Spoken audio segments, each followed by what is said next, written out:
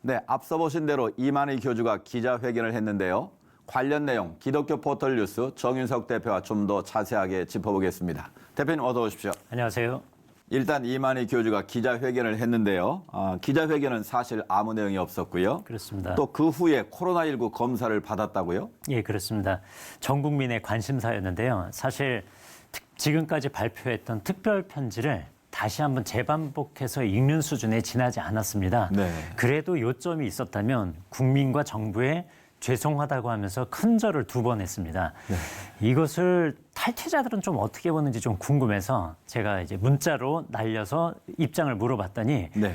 자기는 여기 있으니까 쇼로 보이는데 만일에 신천지 안에 내가 있었던 사람이 있다고 한다면 이만희 교주의 그 절 2번으로 마음이 큰 감동을 얻고 와 우리의 그 핍박 때문에 이만희 총회장님께서 저렇게 큰 절을 하다니 너무 죄송해서 눈물을 쏟았을 것이다 이렇게 얘기를 하더라고요. 결국 그 기자회견은 국민들을 위한 메시지보다는 사실 그 내부에 있는 신도들에게 나 이렇게 건재하다 그리고 동정심을 그리고 교주에 대한 충성심을 자극할 수 있는 그런 메시지를 던진 거다라고 좀 생각을 했습니다. 네. 그리고 또 한 가지 좀 궁금했던 게 옆에 여성 한 명, 그 김땡땡이라고 하는 김모 씨가 지근거리에서 그 이만희 교주의 귀 역할을 해줬어요. 네. 근데 그걸 좀 심각하게 저는 봤는데 기자들이 이만희 총회장님 평화의 궁전에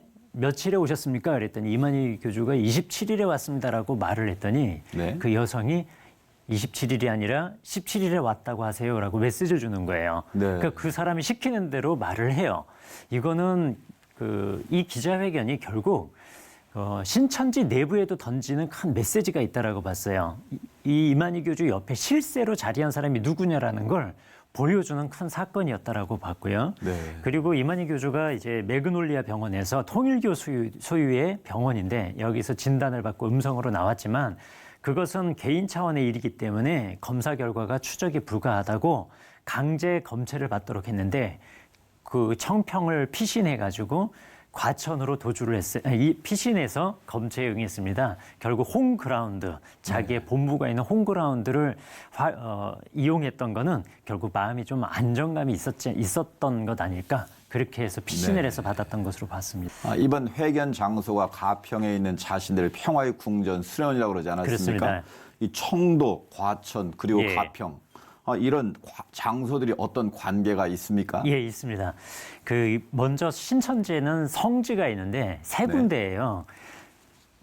이만희 교주가 태어난 청도, 네. 그리고 이만희 교주가 처음 그 사람들 말로 첫 언약이라고 하는 과천의 장막성전이 있던 과천, 그리고 이만희 교주가 요한계시록 10장 말씀을 따라서 계시를 받았다고 하는 계룡산 국사봉이라는 데가 있습니다.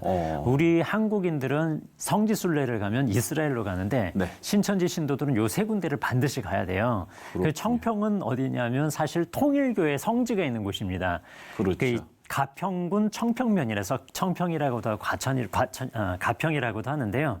여기에 성지에 있는 건물을 2012년에 약 57억을 주고 이만희 교주와 김남희 전 원장 이름으로 매입을 했어요. 그러면서 이만희 교주는 집회가 있거나 이런 날을 빼고 좀 쉴 때는 이곳으로 가서 쉬어요.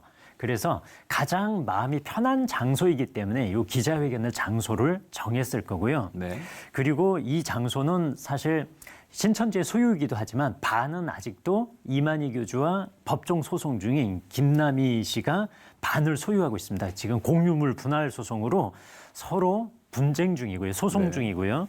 아마 기자회견 장소를 경기도에서는 경기도청 브리핑 룸이 있으니까 거기서 하라라고 말을 했지만 사실 이만희 교주가 기자회견을 하기로는 가장 마음이 편한 장소는 여기를 청평이었기 때문에 이 장소를 선택한 것으로 봤습니다. 네. 지금 정부 방역 대책에 대해서 협조하는 것 같으면서 협조하지 않는 부분들이 많이 있는 것 같습니다. 그렇습니다. 행정 이행 명령까지 떨어졌는데 예. 과연 이게 집행이 제대로 될까요?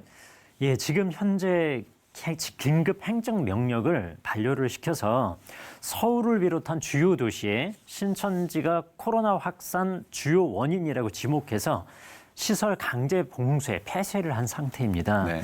그런데도 불구하고 지금 부산 야고보 지파라고 하거든요. 그곳에서는 이 행정명령이 발동된 뒤에도 신도들이 오가는 정황이 포착이 됐어요. 그래서 고발을 당했습니다. 네.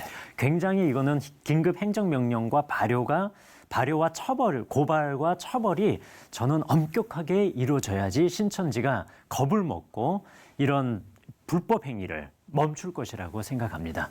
네, 기독교 포털 뉴스 정인석 대표와 이야기 나눴습니다. 내일 또 뵙겠습니다. 감사합니다.